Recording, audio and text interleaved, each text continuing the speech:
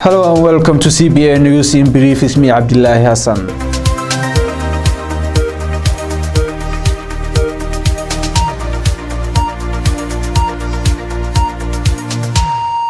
The Secretary General of Wadani Party, Khadr Hussein Abdi, has addressed his detention for the first time. In a press conference on Thursday, Khadr Hussein disclosed that the police commissioner, Brigadier General Dabagal, told him that he wanted him arrested personally. Khadr said he reasoned that the police commissioner wanted to placate the president with his detention. He added that at the time of his detention, Khadr Hussein wanted to visit with his colleague Warka Somaliland, the spokesperson of the party who was earlier arrested. The Wadani Party Secretary General said his 9 days long detention at Mandera maximum security prison was a failed attempt to intimidate him. He vowed that no amount of intimidation will stop him from fulfilling his political goal of seeing a united, equal, just and prosperous Somaliland. Khadr Hussein evoked the memory of Colonel Lihle, the father of SNM struggle, who in 1983 liberated political prisoners from the same prison Wadani officials were kept. Khadr Hussein said, Lihle is standing in his grave knowing that Mandela serves the same oppression purposes after all those years. Khadr Hussein concluded that he is not at loss as he, together with his colleagues in Wadani Party, have unveiled the true colors of President Musa Bihi, and that it is time for the people of Somaliland to take a decision.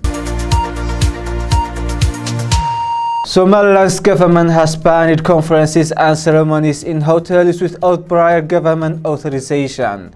In a decree dated November the 19th, the governor of Marodi region, Chama Ahmed Abdi, told hotels and restaurants to not host meetings and ceremonies without prior government permission. The governor warned hotels of legal measures fit for any violation of the decree.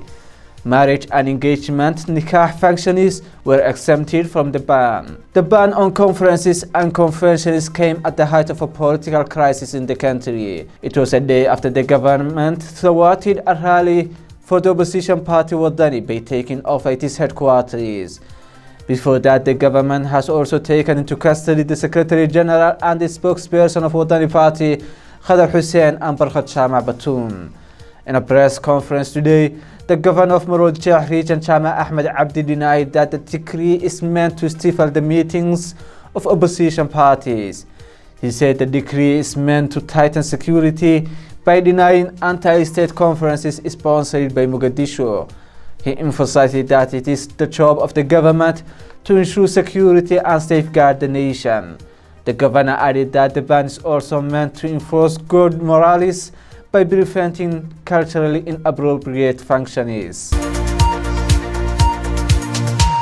The chairman of Somaliland's Justice and Welfare Party, Faisal Al-Warabi, has met with Jubaland State President Ahmed Mohamed Islam Ahmed Madobe in the Kenyan capital Nairobi on Wednesday. This is the first time a high-level Somaliland official meets with one of the presidents in Somalia's federal member states. Apart from photos shared in social media, no official statement have yet to be released from both U'id and Jubaland about the issues the leaders have discussed. In Somaliland, only the government is allowed to lead any meetings with its counterpart in Mogadishu for official talks between Somaliland and Somalia. Because of that, several times the government has detained Somaliland citizens who have traveled to Mogadishu and met with Somali federal officials. Faisal Al-Warabi has also met with lawmakers in the Somalia Federal Parliament, including ex-Deputy Prime Minister Mohamed Omar Arte, who is originally from Somaliland. Somaliland government have not yet commented on the meeting and whether UID chairman has crossed the line or not. Meanwhile, Ahmed Madobe also met with the chairman of the Ogaden National Liberation Front in Nairobi, Kenya. The meeting of the high-level officials from the Ogaden National Liberation Front, led by its new party chairman Abdirahman Mahdi Madi, and high-level officials from Jubaland, led by President Ahmed Madobe, discussed on the political situation in the Horn of Africa region. The two sides also discussed ways to promote peace and understanding among all political groups. ONLF emphasized the importance of mutual understanding among key stakeholders and mutual respect. An event is organized in Jigjiga, the capital of the Somali region of Ethiopia, to launch a European Union-funded project of stimulating economic opportunities and job creation for refugees and host communities in the Somali region of Ethiopia. This is the first time this 20 million euros project will be launched in Ethiopia to support refugees and host communities in the country. The event is participated by the Somali region of Ethiopia's President Mustafa Omar Akçar, Ethiopia's Federal State Minister for Urban Planning and Development Mr. Khalid Abdurrahman, and officials from the European Union, World Bank and country representatives of UNHCR, Mercy Corps and DRC. President Mustafa Akçar of the Somali region of Ethiopia said that Ethiopia hosts the second largest refugees in Africa, and the Somali region of Ethiopia hosts 225,000 refugees, which is more than 30% of the refugees in Ethiopia. President Akçar added that the refugees in the region mostly live in Qabri Bayah, Shedder, Awbarre and Dol Addo. President Mustafa assured that refugees and displaced persons in the region have received maximum support and welcome from the locals and have integrated into their own ways. But the psychological part of reintegration is still missing. He noted that it's difficult to distinguish between refugees and local citizens because both of them are of Somali origins, and this project will help both locals and refugees to have employment and become economically self-sufficient. The president said that this comes after 1 year of the progress and reform in the Somali region in terms of political stability, security and respect for human rights. The United Nations Food and Agricultural Organization handed over 12 fishing vessels with inboard diesel engines to Puntland State on Wednesday. The boats will be used by local fishing cooperatives working on the Puntland coast. The 12 boats will be distributed among various fish farmers in Puntland State in an effort to boost their produce for income-generating activities.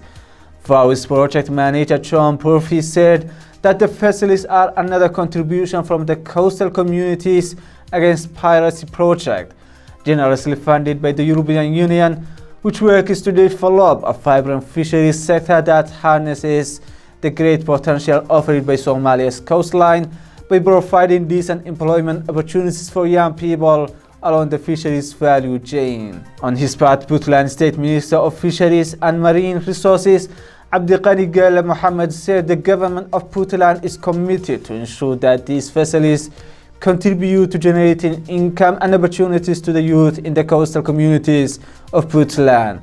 He thanked FAO and the European Union for their long-standing and continued support to develop the fisheries sector.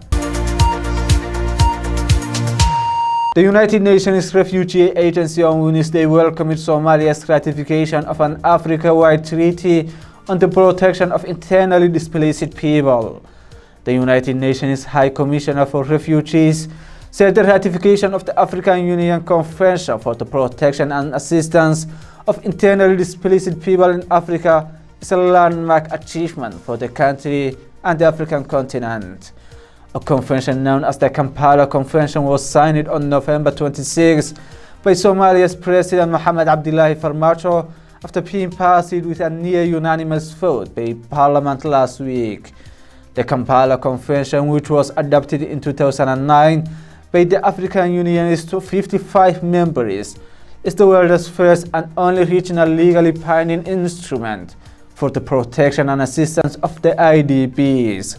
Somalia is the 30th African Union member state to ratify the convention since 2009. UNHCR Somalia representative Johan Sifuentes said in a statement that the ratification of the Kampala Convention cements the government's commitment to the millions of highly vulnerable internally displaced people living in Somalia and to finding solutions for the issue of displacement. Thank you for joining us. That's our news in brief. Stay tuned for our full news coverage with Wangui Gugi.